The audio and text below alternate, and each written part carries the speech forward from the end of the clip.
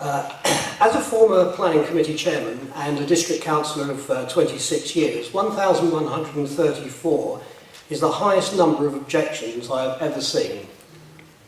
It's extraordinary that 4 out of every 5 objectors lives outside the planning authority's area, many of those in the ward that I represent in Peel Common. This planning application has very little going for it. A building is 73 feet high, a footprint equivalent to 4 football pitches, containing enough electricity to power the city of Birmingham, just 220 metres from the nearest house, within a quarter of a mile of 3 schools, adjacent to an airfield, alongside an enterprise zone, yet as stated in the report, not a form of economic development, and on land set aside in your local plan for biodiversity and habitat creation. This is an application that breaches Fareham Council's own core strategy policies CS12, CS14 and DSP12, as confirmed in the report by your planning officer. Policy CS22 is designed to preserve the integrity of the strategic gap.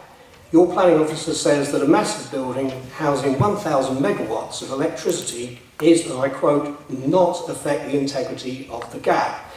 I beg to differ, and so too, I imagine, will developers such as Hallam Land, who are eagerly awaiting the outcome today. CS22 represents your best defence against unwanted and uncontrolled development elsewhere in the borough of Fareham. I would strongly recommend that you do not throw it away.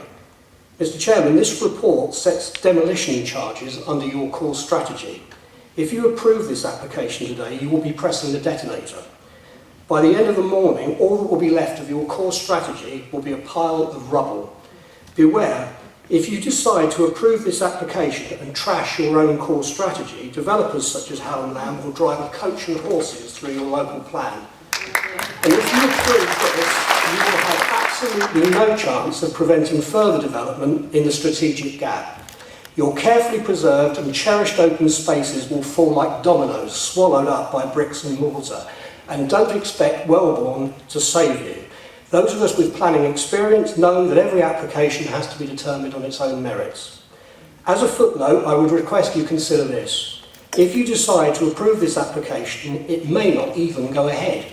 CRE, the French regulator, is having second thoughts, and the Secretary of State may yet call it in. Either way, you could end up with no core strategy and none of National Grid's money. And if that happens, you'll only have yourselves to blame.